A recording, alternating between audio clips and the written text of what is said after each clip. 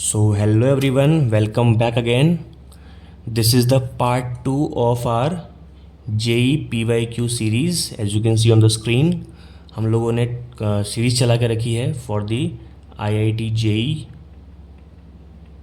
2024 के लिए। ठीक है ना, हम लोग क्या करेंगे, PYQ क्वेश्चन सॉल्व करेंगे सारे के सारे, जिसके अंदर हम लोग क्या यूज़ करेंगे, कॉन्सेप्ट्स, और साथ में अगर ज़रूरत पड़ी तो ट्रिक। ठीक है, और हमारी जो सीरीज़ चल रही है उसके अंदर ऑर्गेनिक का हमने चैप्टर उठाया है, हेलो एल्केन्स हेलो अरीन्स, और ये हमारा पार्ट नंबर क्या है, 2 है। पार्ट 1 हम लोग पहले कर चुके हैं, तो आप लोगों ने देखा होगा ज़रूर। ठीक है ना, बहुत सारे लोगों ने मुझे कमेंट किया, उन्होंने कुछ इम्प्रूवमेंट्स भी मुझे दिए कि सर 2-4 जगह आपने जो है मतलब 2-4 जगह हमको चीज़ समझ में नहीं आई, तो उसको थोड़ा सा आगे से और क्लियर करना, तो ये मैं करूँगा। ओके, चलिए तो स्टार्ट करते हैं विदाउट वेस्टिंग एनी टाइम। तो पहला क्वेश्चन आपके स्क्रीन के सामने आपको दिख रहा होगा एग्जाम्पल नंबर 6 के रूप में, क्योंकि इसके पहले हमने 5 एग्जाम्पल कर चुके हैं, और ये क्वेश्चन भी आपका JEE मेंस 2020 के अंदर आ चुका है। तो चलिए स्टार्ट करते हैं। चलिए, the decreasing order of reactivity of the following compounds towards SN2 reaction is. तो ये 4 आपके पास में कंपाउंड दे रखे हैं, 1 2 3 और ये आपका 4 है ना। आपको बताना है कि reactivity, decreasing order of reactivity क्या होगा, मतलब ज़्यादा से कहाँ जाना है आपको, कम की तरफ, वो भी किसके रिस्पेक्ट में, SN2 के रिस्पेक्ट में। ठीक है, तो हमारे पास में 4 कंपाउंड है, आप देख सकते हैं। ठीक है, अब इन चारों कंपाउंड में अगर आपको देखना है SN2 के लिए, तो एक चीज़ तो आप जैसे मालूम होगा SN2 के लिए, आपको SN2 के लिए एक तो रिएक्टिविटी ऑर्डर क्या होना चाहिए कार्बन का, that is 1 degree, then 2 degree, then 3 degree. दूसरा, SN2 हमेशा कितने स्टेप पे ख़त्म हो जाती है, ये केवल 1 स्टेप प्रोसेस है। कितने स्टेप की प्रोसेस है, केवल 1 स्टेप की प्रोसेस है, और हमेशा इसमें एक इंटरमीडिएट बनता है, इसको अपन क्या बोलते हैं, जिसको अपन कहते हैं ट्रांजिशन स्टेट। Transition state. तो इतनी बातें हमको मालूम इसके अंदर होनी चाहिए। अब देखिए, अब पहले अपन ऑब्जर्व करते हैं कंपाउंड नंबर 1 को। कंपाउंड नंबर 1 में आप देखिए, जैसे ये Cl बाहर निकलेगा, पहली बात तो यहाँ पे जिस Cl जिस कार्बन से कनेक्टेड है वो 1 डिग्री का है, ये Cl आपका ये भी 1 डिग्री का है, ये Cl भी आपका 1 डिग्री है, और ये Cl भी आपका 1 डिग्री है। लेकिन पहले कंपाउंड में किसी भी तरह का ऐसा ग्रुप नहीं जुड़ा हुआ है जो इलेक्ट्रॉन की डेंसिटी को बेंजीन से कम करे, यानी कि कोई भी इसके अंदर -I इफेक्ट या फिर -M इफेक्ट शो नहीं कर रहा। ठीक है ना। लेकिन सेकेंड वाले में देखिए, NO2 ग्रुप है आपका, NO2 ग्रुप जो है -I और -M दोनों शो करते हैं, मतलब इलेक्ट्रॉन को बेंजीन से रिड्यूस कर देते हैं। इलेक्ट्रॉन का सारा क्लाउड बेंजीन से किसकी तरफ खींच लेते हैं, अपनी तरफ खींच लेते हैं। तो यहाँ पे भी 2 NO2 है, तीसरे वाले कंपाउंड में भी 2 NO2 है, और चौथे वाले कंपाउंड के अंदर भी 2 NO2 है। लेकिन इन सब के अंदर NO2 की पोजीशन आपकी डिफरेंट है। पहले वाले में तो खैर है ही नहीं, है ना, लेकिन दूसरे, तीसरे और चौथे वाले के अंदर NO2 ग्रुप बहुत ज़्यादा है। तो मुझे एक बात बताइए, जितना ज़्यादा -M इफेक्ट होता है, जितना ज़्यादा -M इफेक्ट होता है, उतना ही कार्बन पर पॉजिटिव की डेंसिटी क्या हो जाती है, बढ़ जाती है। क्यों, इलेक्ट्रॉन सारा कौन खींच रहा है, इलेक्ट्रॉन खींच रहा है कौन, NO2। सारा इलेक्ट्रॉन किसने खींच लिया, NO2 ने। तो NO2 अगर सारा इलेक्ट्रॉन खींच रहा है तो बेंजीन से खींच रहा है, और बेंजीन किससे में आएगा, जिससे बेंजीन कनेक्टेड होगा, है ना। तो -M इफेक्ट की वजह से बेंजीन के ऊपर और बेंजीन से जुड़े हुए सारे स्पीशीज़ के ऊपर इलेक्ट्रॉन की डेंसिटी क्या हो जाती है, कम हो जाती है। और इलेक्ट्रॉन की डेंसिटी कम होने की वजह से जो रिएक्टिविटी है आपकी, ठीक है ना, जो रिएक्टिविटी है आपकी, वो भी क्या होती है आपकी, बढ़ती जाती है ना। जितना ज़्यादा NO2 जो है होगा आपका, NO2 आपका बेंजीन से जुड़ा होगा, उतनी ही ज़्यादा वो इलेक्ट्रॉन्स को अपनी तरफ खींचेगा, और इलेक्ट्रॉन की डेंसिटी रिंग में से क्या कर देगा, कम कर देगा। और जितनी ज़्यादा कम करेगा इलेक्ट्रॉन डेंसिटी, उतनी रिएक्टिविटी क्या हो जाएगी, बढ़ जाएगी। ठीक है, तो अपन क्या बोल सकते हैं कि जिसके पास NO2 नहीं हो सबसे कम रिएक्टिव है। तो किसके पास NO2 नहीं है, देखो फर्स्ट वाले के पास NO2 नहीं है, तो it is least reactive, it is least reactive. ठीक है ना।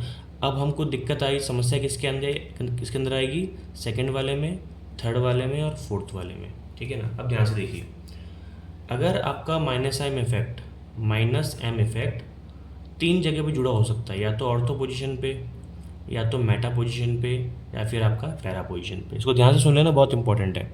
तो -m जो आपका ग्रुप है वो तीनों में से किसी भी पोजीशन पे हो सकता है, आपका ऑर्थो पे, मेटा पे, या फिर वो आपका हो सकता है पैरा पे। तो अगर -m इफेक्ट आपका ऑर्थो पे है तो वो क्या करेगा, वो मोस्ट रिएक्टिव होगा। कैसा होगा, मोस्ट रिएक्टिव। और जो पैरा पे होगा वो ऑर्थो के बाद रिएक्टिव होगा मोस्ट, और मेटा वाला क्या होगा, सबसे लास्ट में होगा। इसलिए हम लोग क्या कह सकते हैं, हम कह सकते हैं कि one should be the least reactive species, है ना, but most reactive species should be your, जल्दी बोलिए, शुड बी योर सेकेंड, क्योंकि यहाँ पर M2 आप देखिए ऑर्थो पर भी है।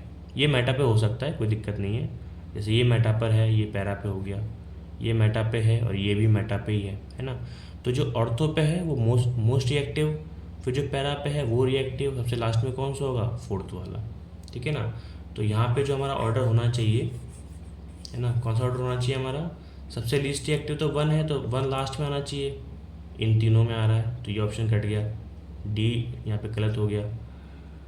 और फर्स्ट जो सेकंड वाला है फर्स्ट नंबर पे आना चाहिए, सेकंड वाला फर्स्ट नंबर पे केवल ए के अंदर आ रहा है, डी तो हमने काट ही दिया है ना। तो A should be the right answer. देखो सब कुछ मैच कर रहा है, कैसे मैच कर रहा है, सबसे हाईएस्ट किसका होगा, सेकंड वाले का, फिर थर्ड वाले का, फिर फोर्थ वाले का, फिर आपके फर्स्ट वाले का। तो मतलब कितना प्यारा कॉन्सेप्ट था ये, जिसके अंदर हम लोगों ने कॉन्सेप्ट सीखा। कॉन्सेप्ट हमने क्या सीखा, कॉन्सेप्ट हमने ये सीखा कि अगर माइनस m ग्रुप अगर किसी भी बेंजीन रिंग के अंदर है तो वो क्या करेगा, वो SN2 के प्रति रिएक्टिविटी को क्या कर देगा, बढ़ा देगा। ठीक है ना। और यही -m इफेक्ट अगर ऑर्थो पे हुआ तो रिएक्टिविटी ज़्यादा होगी, अगर पैरा पे हुआ तो थोड़ी और कम होगी, थोड़ी सी कम हो जाएगी, और मेटा पे हुआ तो बहुत ही ज़्यादा कम हो जाएगी। ठीक है, क्लियर हो गई बात। अब इस तरह के क्वेश्चंस में किसी भी तरह का डाउट आपका नहीं होना चाहिए। आगे बढ़ें, चलिए आगे बढ़ते हैं।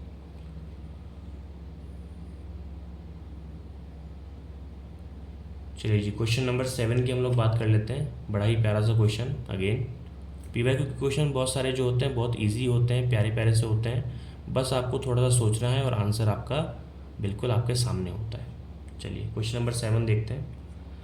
The major product obtained from E2 elimination of 3-bromo 2-fluoro-pentane is. तो पहली बात तो हमको ये मालूम होना चाहिए कि आपका E2 एलिमिनेशन क्या होता है ना। E2 एलिमिनेशन अगर आपको मालूम होगा तो ही आप इस तरह के क्वेश्चन क्या कर सकते हो। देखिए E2 का मतलब होता है एलिमिनेशन, है ना। एलिमिनेशन रिएक्शन आपको परफॉर्म करनी है, वो भी किसके प्रेजेंस में, वो आपको परफॉर्म करनी है किसी एलिमिनेटिंग रिएजेंट की प्रेजेंस में, है ना। तो देखिए ध्यान से,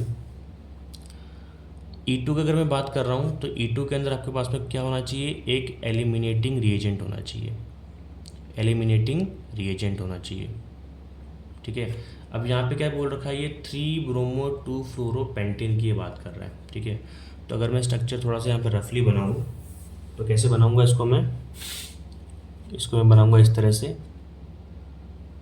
पेंटेन है तो कार्बन, रफली बना रहा हूँ मैं, कार्बन 5 है अपने पास में, 3 4 और ये 5।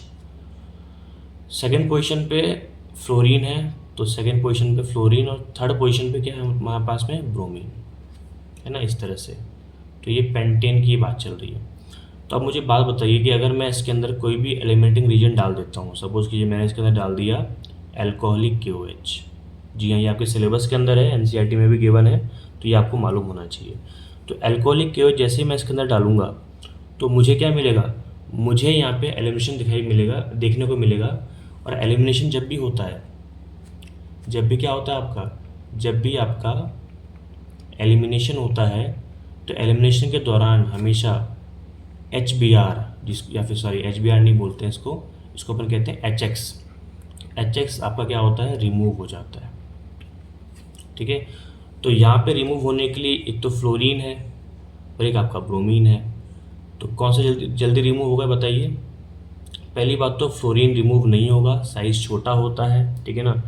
कोई भी अगर रिमूव करने के लिए आएगा तो रिपल्शन क्रिएट कर देगा, और बहुत ही ख़राब लिविंग ग्रुप है, इसको अपन कहते हैं बैड लिविंग ग्रुप, LG। ठीक है ना। लेकिन Br जो है वो कैसा है, वो है आपका good leaving group, good LG है ये। ठीक है। और अगर ये गुड एलजी है तो ऑब्वियसली बात है क्या होगा, बी आर यहाँ से रिमूव होगा। अब प्रॉब्लम ये है कि एच कहाँ से रिमूव हो। तो अगर आपने सुना होगा कि जब भी हम लोग अल्कोहलिक KOH यूज़ करते हैं तो अल्कोहलिक KOH यूज़ करने के दौरान हम लोग कौन सा रूल फॉलो करते हैं, हम फॉलो करते हैं सिदजेफ का रूल, ठीक है ना। और सिदजेफ क्या बोलता है कि after the removal of halogen hydrogen will remove from that carbon where its amount is very low. तो यहाँ पे तो केवल एक ही हाइड्रोजन है, ठीक है ना, यहाँ पे एक हाइड्रोजन है, ठीक है, यहाँ पे भी एक हाइड्रोजन है, ठीक है। लेकिन जिससे हेलोजन निकल रहा है उस कार्बन से हाइड्रोजन कभी नहीं निकलता, उसके बगल वाले से निकलता है। तो इसके बगल वाला एक तो ये हो गया और एक ये हो गया, अब इसके पास दो हाइड्रोजन है। तो इन दोनों में से किसके पास हाइड्रोजन कम है, इसके पास, इसलिए एच यहाँ से निकलेगा और यहाँ पे क्या बन जाएगा, डबल बॉन्ड। तो बस हमको यही देखना है किसमें डबल बॉन्ड, यहाँ पे तो बी आर ही आ गया, देखो। तो ये ऑप्शन गलत हो गया, बी आर तो निकलना चाहिए था। सी वाले में देखिए आप, सी वाले में डबल बॉन्ड कहाँ बनाए, यहाँ पे जहाँ पे ज़्यादा हुआ, तो ये भी गलत है। डी वाले में अगेन बी आर रह गया, ये भी गलत है। तो बच्चा बी वाला, देखो बी वाले में फ्लोरीन है और जहाँ से निकलना चाहिए था वहीं से निकला है, जिसके पास कम हाइड्रोजन था, इसलिए B should be the right answer, ठीक है। तो E2 एलिमिनेशन के अंदर आपको ध्यान रखना है, मैं दोबारा से यहाँ पे मेंशन कर रहा हूँ आपके लिए। E2 एलिमिनेशन के अंदर एक तो क्या होना चाहिए, एक तो होना चाहिए आपके पास में अल्कोहलिक KOH, और आपको कौन सा रूल लगाना है, आपको लगाना है सिदजेफ का रूल। और ये दो बातें अगर आपने ध्यान में रखी तो आपका क्वेश्चन कहीं भी नहीं रुकेगा और आप इजीली क्वेश्चन को सॉल्व कर ले जाओगे, ठीक है। चलिए बढ़ते हैं नेक्स्ट क्वेश्चन की तरफ।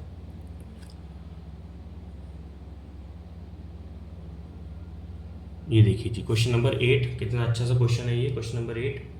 ये भी JEE मेंस 2019 के अंदर आया हुआ क्वेश्चन है और काफ़ी ज़्यादा इंटरेस्टिंग क्वेश्चन है ना। चलो उसको देखते हैं, ऑब्जर्व करते हैं कि क्वेश्चन हमसे हो पाएगा कि नहीं हो पाएगा। चलिए थोड़ा सा यहाँ पे स्पेस क्रिएट कर लेते हैं, इसको मैं रब कर देता हूँ एक सेकंड बोर्ड को।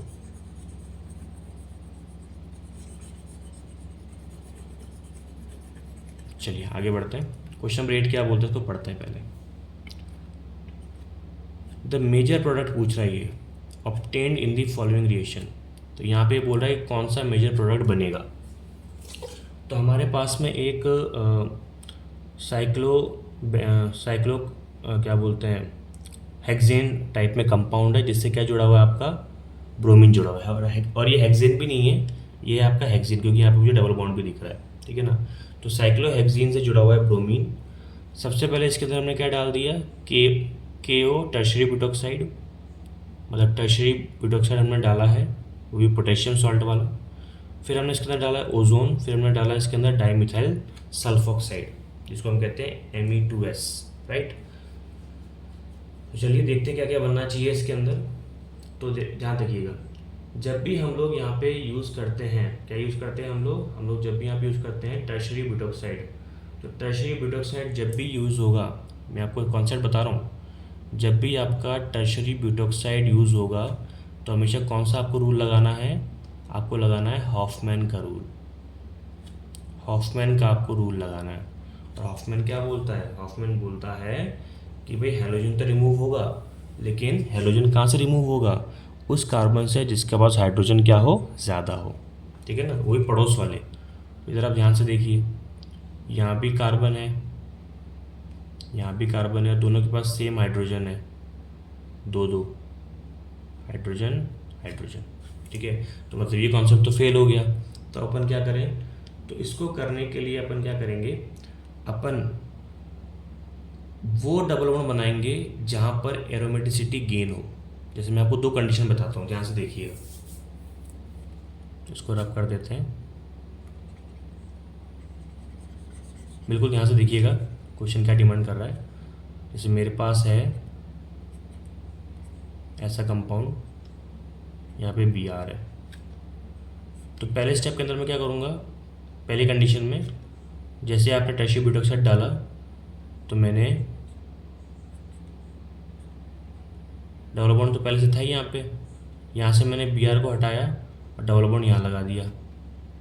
और सेकंड केस के अंदर मैं क्या करूँगा, मैंने रिंग बनाई, डबल बॉन्ड बनाया, और इस बार मैंने यहाँ पे नहीं, मैंने इस बार डबल बॉन्ड लगा दिया यहाँ पर। तो एक बात मुझे बताइए, इन दोनों ही केस के अंदर किस में एरोमेटिसिटी ज़्यादा, किस में गेन होने की चांसेस ज़्यादा हैं? ऑब्वियसली बात है इस वाले के अंदर। क्यों? पाई, ठीक है ना, पाई सिग्मा पाई, यहाँ देखिए आप, पाई सिग्मा सिग्मा और ये आपका पाई, ठीक है ना। और जहाँ भी आपका सिस्टम होता है पाई सिग्मा पाई वाला, उसको अपन क्या बोलते हैं? उसको अपन कहते हैं कॉन्जुगेटेड सिस्टम। क्या बोलते हैं? Conjugated system. और कॉन्जुगेटेड सिस्टम का मतलब ही होता है, क्या होगा वहाँ पे होगा रेजोनेंस। और रेजोनेंस होने का मतलब यहाँ पे क्या है? क्या गेन हो जाएगी? आपकी एरोमेटिसिटी गेन हो जाएगी, ठीक है ना। इसलिए सेकंड कंडीशन अपन क्या करेंगे? प्रेफर करेंगे। इसके बाद देखो, अब इसके अंदर आपने डाल दिया ओजोन, ठीक है ना, और साथ में आपने क्या डाला? Dimethyl sulphoxide. अब एक बात आपको याद रखना है कि जब भी हम लोग क्या डालते हैं, जब भी हम लोग डालते हैं ओजोन, तब एक प्रोसेस होती है, उसको हम कहते हैं ओजोनोलिसिस। क्या बोलते हैं उसको हम? ओजोनोलिसिस। और ओजोनोलिसिस के अंदर हमेशा क्या बनता है आपका? हमेशा आपका बनता है एल्डिहाइड या फिर आपका ketone, according to the nature of substance, ठीक है। अब देखिए ध्यान से, मैं ऐसे में ही कर रहा हूँ। तो अगर आपका डबल बॉन्ड यहाँ पे बन गया है, इसको हटा दो, अगर डबल बॉन्ड यहाँ बन गया है, तो जैसे आप ओजोन इसमें डालोगे, तो ओजोन डालने के बाद में आपका जो बॉन्ड जो ब्रेक होगा, तो बॉन्ड किस तरह से ब्रेक होगा आपका? बॉन्ड आपका एक तो यहाँ से ब्रेक हो सकता है, एक आपका यहाँ से ब्रेक हो सकता है ना। और जैसे आपका बॉन्ड ब्रेक होगा, तो देखो ध्यान से, ये पूरा का पूरा ग्रुप बाहर निकल गया, जिसमें कितने कार्बन है? कार्बन 1 और कार्बन 2, तो C और C, ठीक है ना, double bond O H, double bond O और ये H। ये आपको कहाँ पे देखने को मिल रहा है? ये केवल मुझे पहले ऑप्शन में देखने को मिल रहा है, CHO और CHO, इसलिए option A will be correct. और बाकी देखो 1 2 3 और ये 4, तो 1 2 3 और 4, तो इसलिए option A will be the right answer, ठीक है। आपको एक चीज़ मालूम होनी चाहिए, जैसे कि मैं आपको छोटा सा एग्जांपल और दे देता हूँ, ताकि आपको एक तरह से आप कनेक्ट कर पाएँ चीज़ों को।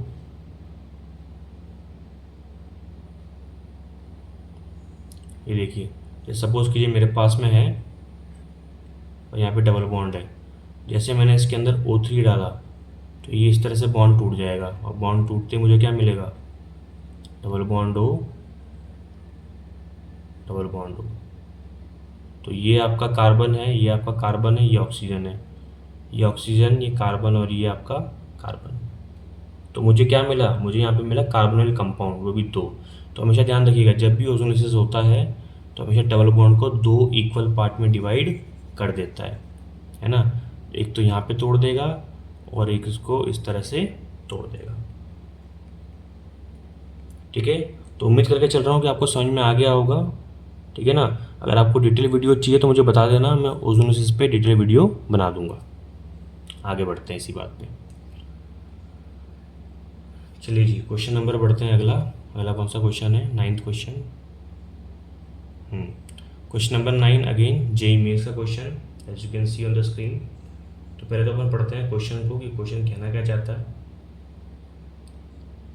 चलिए, क्वेश्चन नंबर 9 कह रहा है the major product of the following reaction is. तो वापस से ये पूछ रहा है मेजर प्रोडक्ट कौन सा बनेगा इसके अंदर, है ना। इसने कुछ मतलब रिएक्शन दी है और आपको बताना है मेजर प्रोडक्ट क्या बनेगा। तो पहले मैं एक काम करता हूँ, अपनी स्क्रीन को साफ कर लेता हूँ।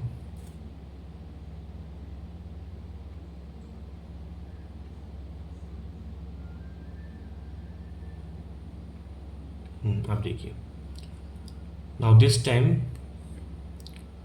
टाइम वी हैव, इस कंपाउंड को हम लोग क्या बोलते हैं? इसको अपन कहते हैं डाई हैलाइड, ठीक है ना। और डाई हैलाइड अगर 2 अलग अलग कार्बन पे हो, वो भी एडजेसेंट, तो उसको अपन क्या बोलते हैं? विक्टाई हैलाइड, ठीक है। अगर 2 हैलोजन आपके एडजेसेंट कार्बन पे मौजूद हो, एडजेसेंट का मतलब क्या होता है? पड़ोस वाले कार्बन पे अगर मौजूद हो, तो उसको अपन क्या बोलते हैं? विक्टाई हैलाइड, है ना। तो विक्टर हैलाइड के अंदर आपने QH डाला, वो भी अल्कोहलिक वाला, तो KOH डालोगे तो क्या होगा, KOH डालते ही आपको क्या मिल जाएगा यहाँ पे, डबल बॉन्ड एक। चलो एक काम करते हैं, रिएक्शन को करवाते हैं, इसे समझ में नहीं आएगा। CH3 CH2 CH Br CH2 Br, है ना। जैसे आपने इसके साथ KOH डाला तो एक Br यहाँ से हटेगा और आपको मिलेगा CH3 CH2 CH Br double bond CH2, यहाँ से एक H भी हट जाएगा, है ना, क्योंकि कार्बन की वैलेंसी 4 ही होती है। आपको पता है कि जब भी हम लोग एलिमिनेशन करवाते हैं जो HX बाहर निकलता है, तो Br यहाँ से बाहर निकल गया और एक H यहाँ से बाहर निकल गया और क्या आ गया, डबल बॉन्ड आ गया, ठीक है ना। अब डबल बॉन्ड को अगर मुझे कन्वर्ट करना है ट्रिपल बॉन्ड के अंदर, तो अपन क्या यूज़ करते हैं, अपन यूज़ करते हैं सोडामाइड, जिसको अपन कहते हैं NaNH2। याद रखिए, सोडामाइड का यूज़ करते हैं हम लोग क्या करने के लिए, डबल को क्या बनाने के लिए, ट्रिपल बनाने के लिए। तो मुझे क्या मिल गया, CH3 CH2 single bond C triple bond CH, क्योंकि NaNH2 किस में डूबा हुआ है, NaNH2 डूबा हुआ है लिक्विड अमोनिया के अंदर, देखो ध्यान से। और ये हमेशा क्या करता है, डबल को क्या बना देता है, ट्रिपल बॉन्ड। इसलिए हमारा सही आंसर क्या हो जाएगा, हमारा हो जाएगा सही आंसर D।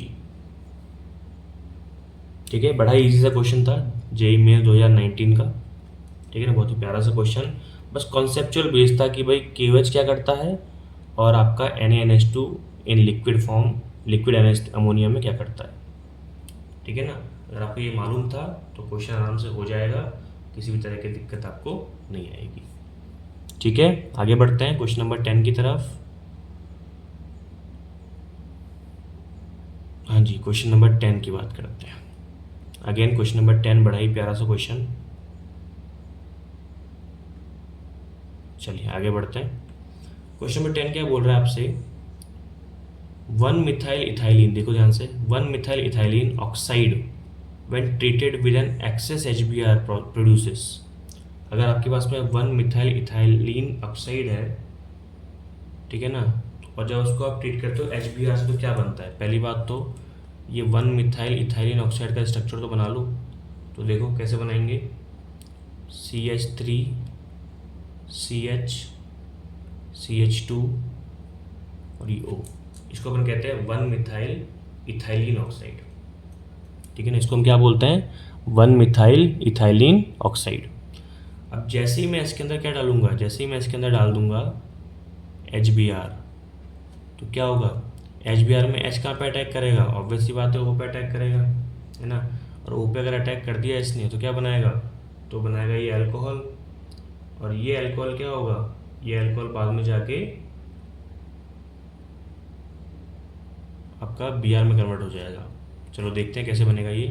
तो देखिए CH3 CH CH2, ये O है ही, यहाँ पे आ गया H, और H ने अटैक करते O पे क्या आ गया, चार्ज पॉजिटिव, और O पे जैसे ही पॉजिटिव चार्ज आया तो O ने क्या किया, O ने ये बॉन्ड तोड़ लिया इसके फेवर में और 1 डिग्री का अल्कोहल बन गया।